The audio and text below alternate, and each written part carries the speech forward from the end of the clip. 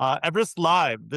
We're coming to you with our next edition of Remembering Broad Peak.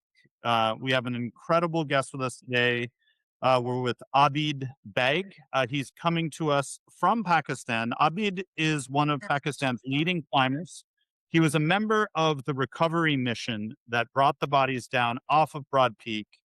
But today we're talking about his close relationship and partnership in the mountains with Sohail Sakhi. Sohail was the Pakistani guide who was working with Mallory Geis, who we lost in the avalanche. Thank you so much for being with us, Abid. It's my pleasure. Thank you very much. But let's just start by, why don't you tell us a bit about yourself? How did you get into climbing? Tell us a bit about your climbing resume, and also sort of, you were on K2. So like, what was on your slate for this season? What brought you to Broad Peak as the accident happened? Sure. Sure. Well, about me, I am from Hunza Valley. Like me and Sohail, we are from the same place. And I started my climbing career as a professional or as a full-time career in 2024. Before that, I used to be a professional cyclist, like the national cyclist, and I retired in 2021. And after that, I just started climbing. I mean, it took me like 2 years to improve my skills in the training, and then 2024. I started from the Nanga Parbat, and it was my first 8,000er that we moved to. And other than Nanga Parbat, I climbed both Gashabrooms, 1, 2, Broad Peak, and I'm the first climber from this country, along with Servaz, like two of us, to climb Terishmir, the tallest peak in Hindukush. We did it last year. And this year I was climbing Kashabrum 2, like I climbed it rather. We successfully submitted Kashabrum 2, and after Kashabrum 2, I went to K2. Like, it would have been my last mountain here in Karakoram and Pakistan. And with Sohail, we were together on Nanga Parbat. Other than that, we knew each other from for a long time, like just 2 kilometers away. Our homes are 2 kilometers away. So we knew each other for a long time, and he was a great friend, and one of the best climbers of our generation, from this area. And the good thing about him was he was really ambitious, and we had many things planned together. So the immediate thing we were supposed to do was going for Rakaposhi first winter attempt this winters. But now I'm worried. I'm just looking for another partner of that caliber. And other than that, we had many plans for the next generation of climbers, to just get them along, and they're giving them opportunities for improving the mountaineering as a profession, and make it more attractive for the next potential climbers. Right. So that's about me and my friendship with Sohail. And yeah. And so tell us a bit about, Sohail's background. So he was also from Hunza. What kind of family did he grow up in? And do you know what brought him into the mountains? Was this sort of an obvious thing for him? He was actually, his father he learned all this, and he got all this inspiration from his father. His late father, who passed away, I think, 8 years ago, by a cardiac arrest. He was a trekking guide. Like, every time he would come back from the trekking, maybe the stories and seeing his father, busy with the mountaineering activities, inspired him much. And other than that, he was a mathematician, like holding master's degree in mathematics. And he was really damn good in physics, a learned guy. a kind of philosopher, a thoughtful man who would play music instruments like strings and rhubarb and some other percussion instruments. And other than that, he was also he would do the sketching. Like he was Jacob Hall, like a Wow. multi-talented guy, a clean heart. Other than that, anybody can have any skill. But other than the skills he had, he was a pure human, not from the crowd. And he was running.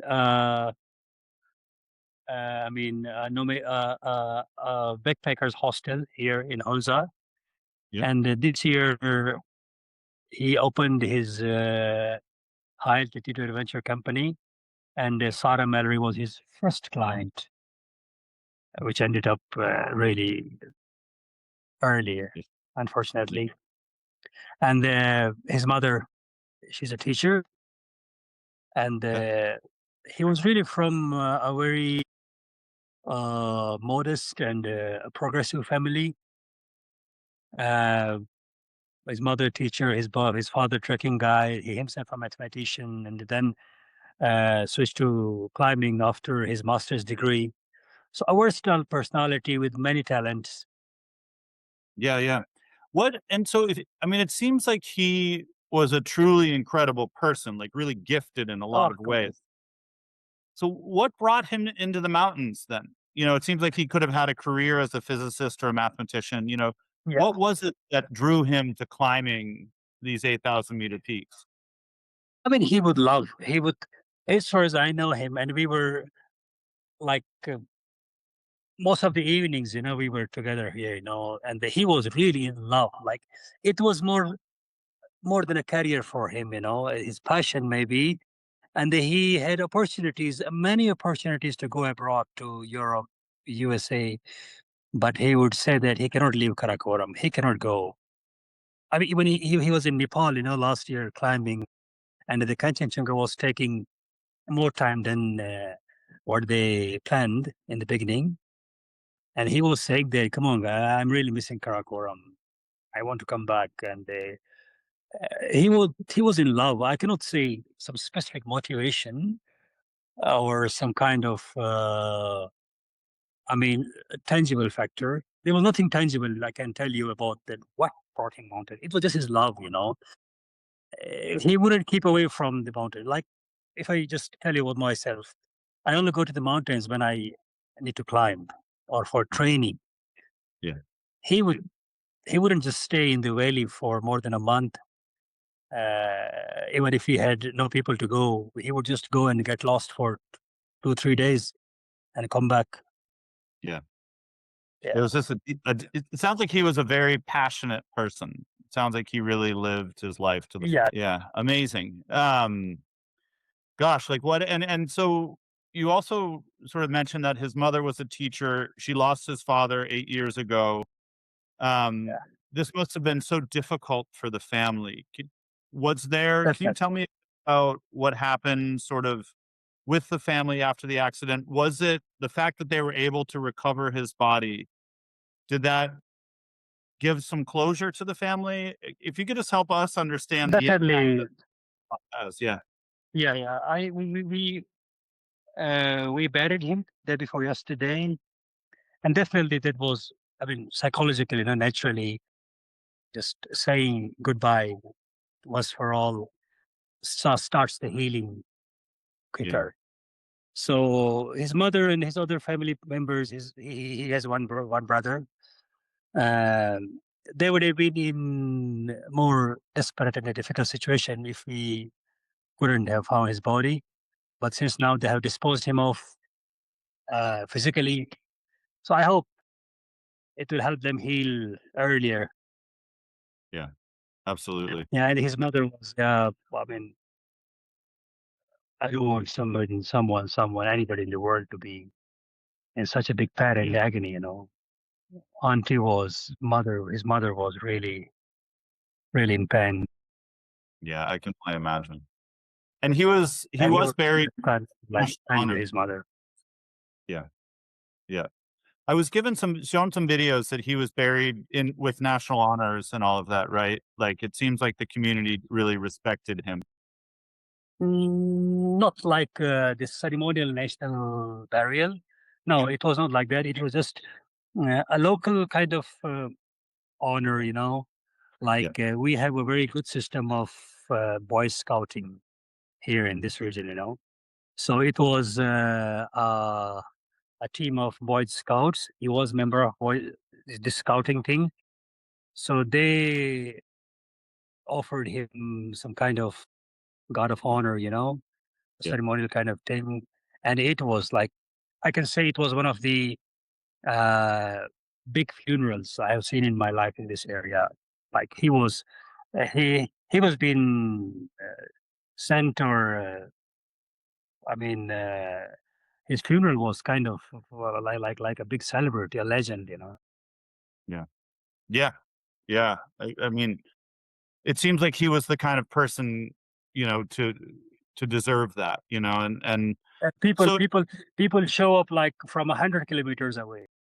really, Yeah, yeah, even from the Gilgit city, which is 100 kilometers away, the the upper Hunza or the north part of Hunza, which is like as far as 100, 120, 130 kilometers away, the people were all gathered yeah, to say him goodbye.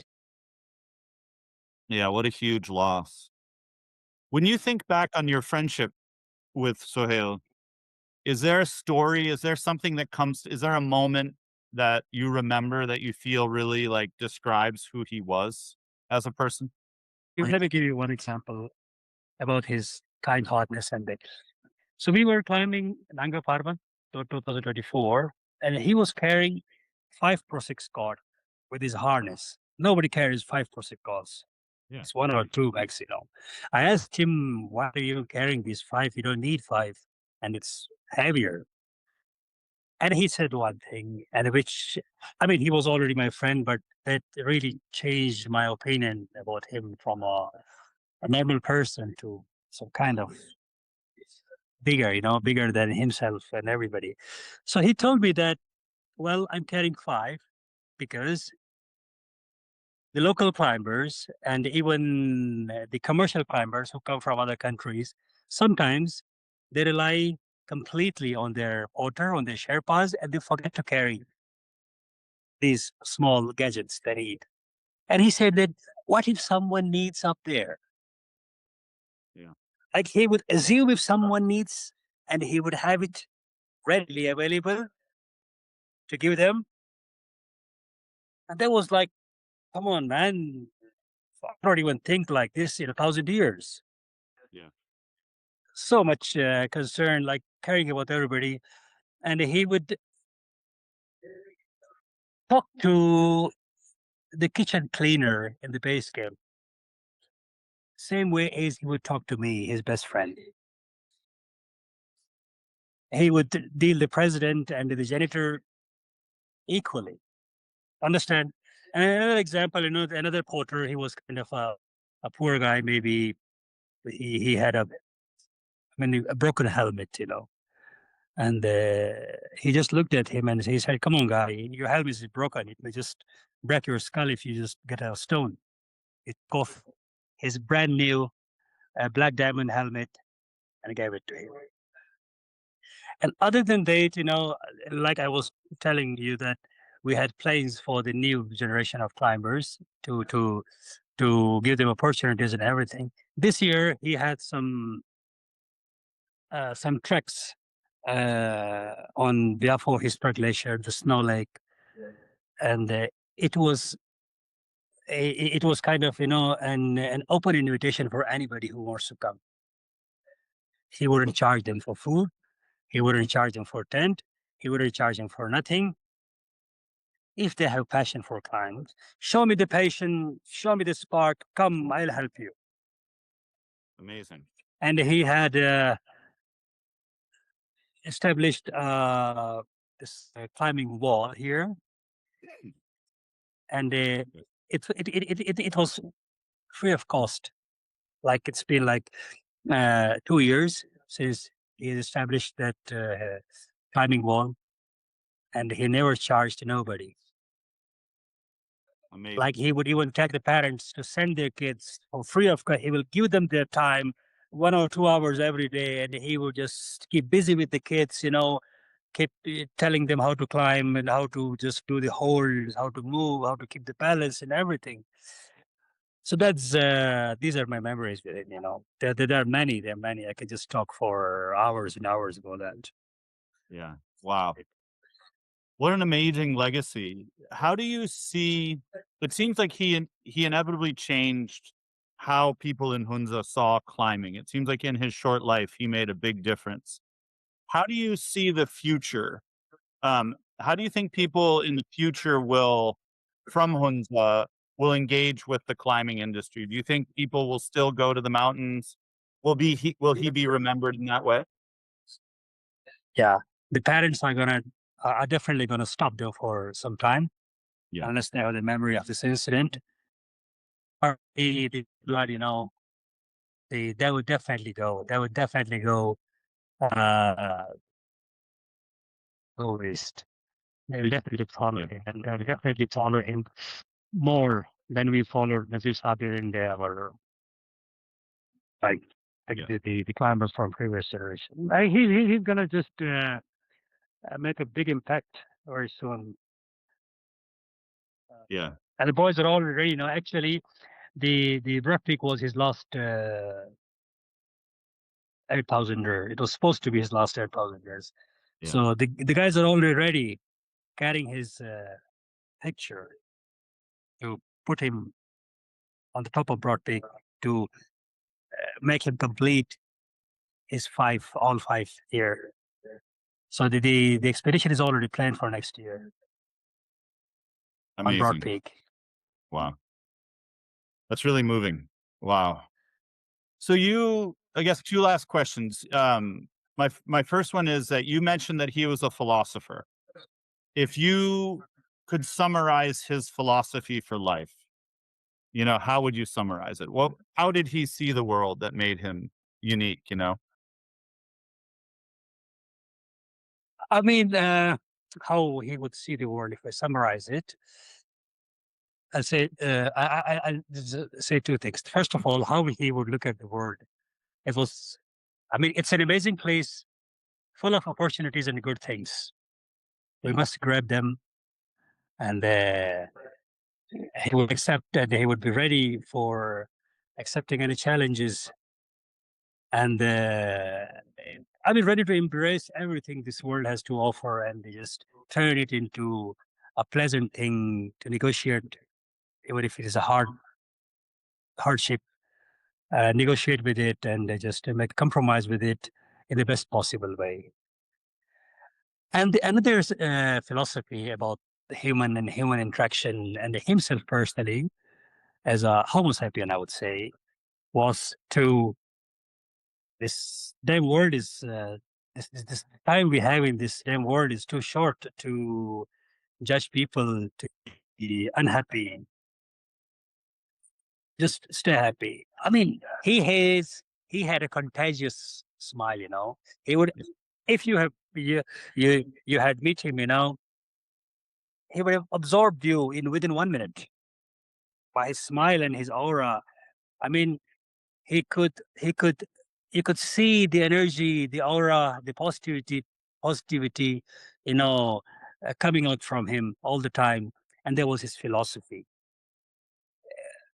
Like, I mean, the only thing he would get angry about when we were like sitting together doing a party, if one of us starts speaking bad about somebody who was not present there, he would really go furious. Shut the fuck up. You're not supposed to judge anybody. And helping everybody, keeping everybody happy. And and to be honest, he died really soon, 33, but Yeah. he lived a life of 100 years. Like, Yeah. I would say he had no regrets when he was going. I don't think if he had something he wanted to do and he wasn't able to do, no, he did whatever he wanted and he achieved whatever he was supposed to achieve, you know, at this age, and I mean, nobody has no complaints about him. Everybody remembering him is happy, is really praying for him. So Yeah. no Yeah. grudges, nothing. Yeah.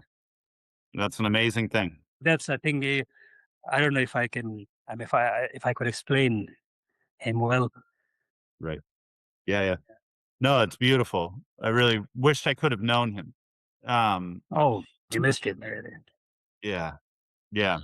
Well, I hope I get to meet you in person someday soon. And to that end, I to me it seems that if people are moved by Sohail's story, one of the best things they can do to support his community is to go to Pakistan and to go trekking and to go climbing and to support the next generation.